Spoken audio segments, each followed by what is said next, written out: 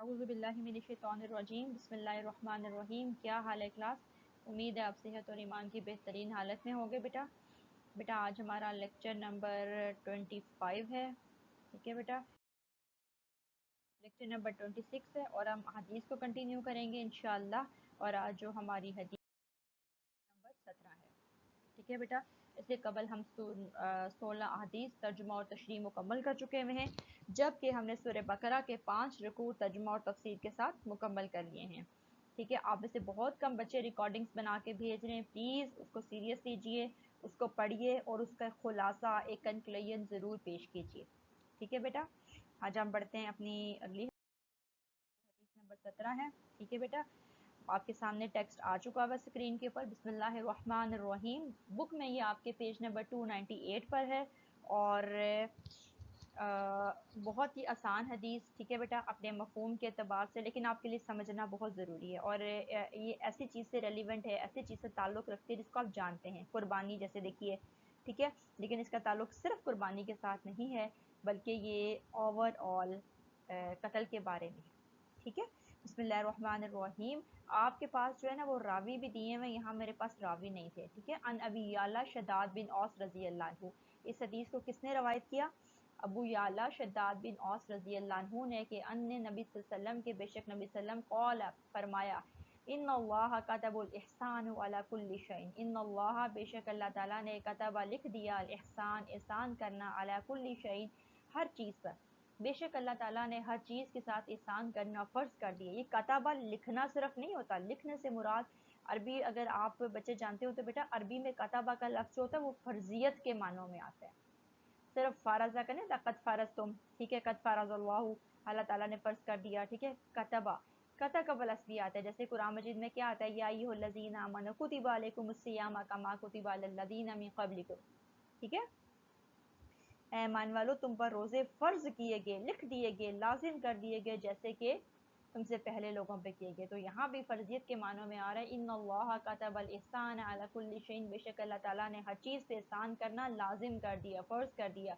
فَإِذَا قَتَلْتُمْ, پس جب تم قتل کرنے لگو, فَأَحْسِنُوا الْقِتْلَ, تو اچھے طریقے سے قتل کرو, تو احسن طریقے سے قتل کرو. ٹھیک ہے, جب تم قتل کرنے لگو تو اچھے طریقے سے کرو. وَإِذَا ذَبَحْتُمْ, اور جب تم ذبح کرو, فَأَحْسِنُوا الذِّبْحَ, تو پھر اچھے طریقے سے ذبح کرو. وَلْيُحِدَّ, اور چاہیے,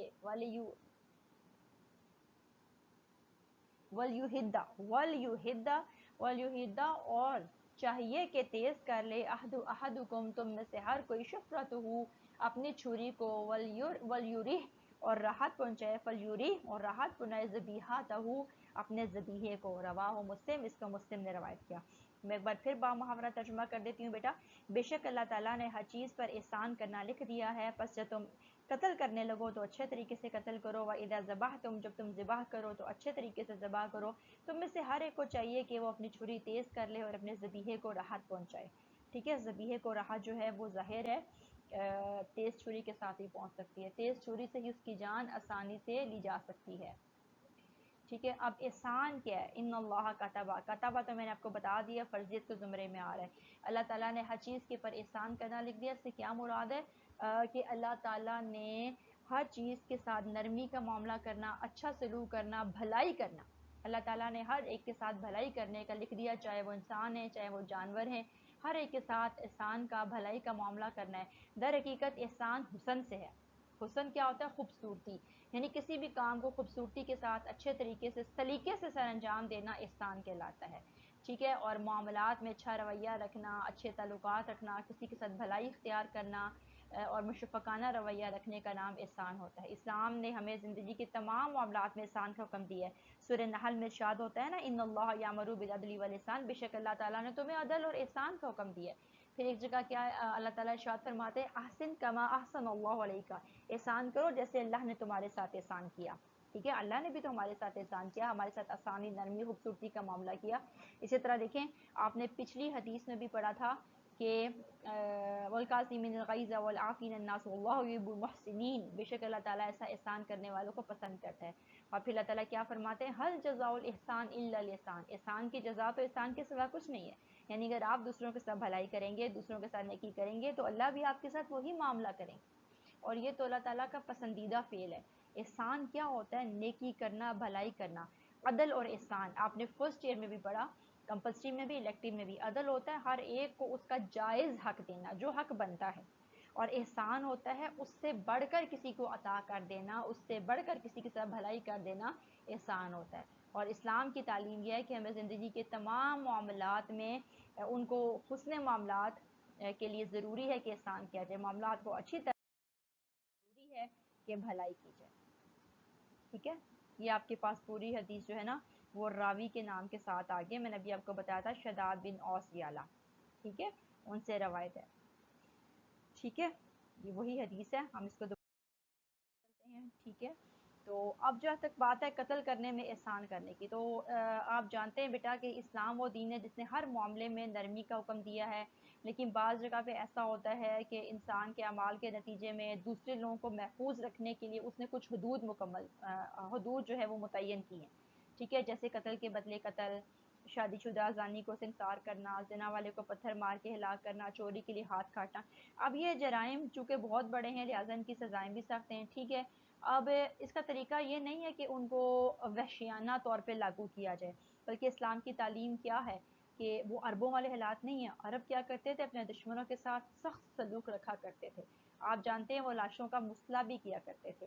مسئلہ کیا ہوتا ہے کہ قتل کر دینے کے بعد ان کو اذیت اور تکلیف پہنچانے کے لیے ان کے جسم کے اعضاء کاٹا کرتے تھے، جیسے آپ جانتے ہیں کہ حمزہ رضی اللہ عنہ کے ساتھ ہوا تھا کہ ان کے ناک اور کان کو کاٹ دیا گیا تھا۔ ٹھیک ہے، وہ یہ کام کرتے تھے کہ جب دشمنوں پہ قابو پا لیتے تھے تو مارنے کے بعد ان کے اعضاء کو بھی کاٹا کرتے تھے، ان کے ناک کانوں کے کاٹ کے ہار بنا کے پہنا کرتا تھے۔ یہ زمانہ جہالیت میں تھا اور اس کو مسئلہ بولا جاتا ہے۔ مسئلہ ہوتا ہے مارنے کے بعد، قتل کرنے کے بعد اعضاء کو کاٹ ڈالنا۔ اسلام نے اس طرح کے رویوں کو سخت ناپسندیدہ قرار دیا ہے۔ اسلام نے جان لینے کے لیے بھی جہاں کہا، جہاں ضروری ہے وہاں پر کم سے کم تکلیف دے کر کم سے کم اس کو اذیت پہنچائی جائے۔ ٹھیک ہے، جتنی آسانی کا معاملہ کیا جا سکتا ہے وہ کیا جائے۔ ٹھیک ہے، اسی سلسلے میں یہ حدیث ہے۔ تو آپ کو کیا بتا رہی ہے کہ اگر کسی کو قتل کرنا بھی پڑتا ہے، کسی کی جان لینی پڑتی ہے، تو اس کو اذیت نہ دی جائے بلکہ ایک ہی وار میں قتل کر دیا جائے یا اسے کم سے کم تکلیف پہنچائی جائے۔ یہ احسان کی ایک صورت ہے۔ اسی طرح آپ دیکھیں اسلام میں جو ہے وہ آگ کی سزا سے منع کیا گیا، اسلام میں جلانا جائز نہیں ہے، اس کی ممانعت کی گئی ہے۔ ٹھیک ہے، اسی طرح آپ دیکھیں کہ نبی صلی اللہ علیہ وسلم نے کیا حکم دیا تھا کہ قریش مکہ میں سے جو بھی پکڑا جائے گا اس کو آگ میں جلا دیں۔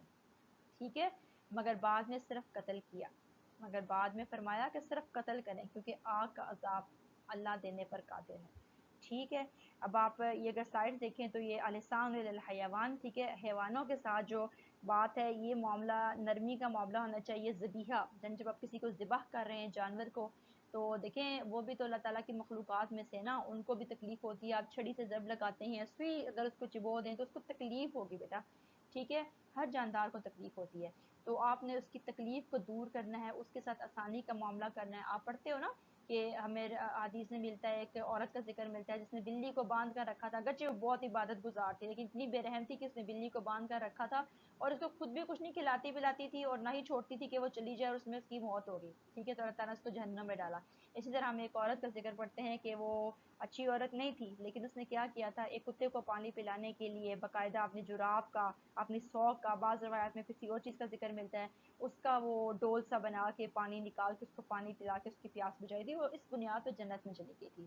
ٹھیک ہے، تو کیا کرنا ہے کہ آپ نے جانوروں سے، انسانوں سے تکالیف کو دور کرنا ہے، آسانی کا معاملہ کرنا ہے۔ ٹھیک ہے، نبی صلی اللہ علیہ وسلم نے کتنے مواقع پہ جب ایک اونٹ نے بل بلا کے آپ سے شکایت کی تھی اور آپ نے کہا تھا یہ اپنے مالک کی شکایت کر رہا ہے، اس پہ بوجھ نہ ڈالو، اس کو ضرورت سے زیادہ پریشان نہ کرو۔ ٹھیک ہے، پھر اسی طرح جو چڑیا کے بچے صحابہ کرام نے اٹھا لیے تھے اور ان کی ماں چکر لگا کے آپ نے کہا تھا ان کو فوراً واپس رکھو ان کے گھونسلے میں۔ ٹھیک ہے بیٹا، تو اسلام کے اصول ہیں ذبیحہ کے بارے میں بھی، اور نرمی اور آسانی کا معاملہ کرنے کے لیے کہا گیا۔ اب آپ اگر اس سلائڈ کو دیکھیں بیٹا تو اسلام نے ذبیحہ کے کچھ اصول دیے ہیں نا۔ اب یہ کیا کر رہے ہیں یہاں پہ، ایک چیز جس کی نفی کی گئی ہے جو نہیں ہونا چاہیے تھا، ایک جانور کو دوسرے کے سامنے ذبح کیا جا رہا ہے۔ جانور کو ذبح کرنے کے نبی صلی اللہ علیہ وسلم کہ ذبیحے کو راحت پہنچائی جائے، اس میں ایک بات یہاں بتائی دی کہ چھری کو تیز کر لیا جائے۔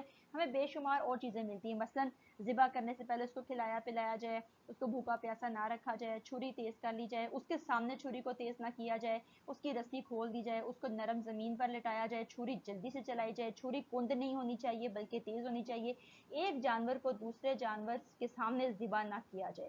चमड़ा उतारने से पहले उसका जिस्म पूरी तरह ठंडा होने दिया जाए, उसमें सांस हरकत वगैरह ना हो।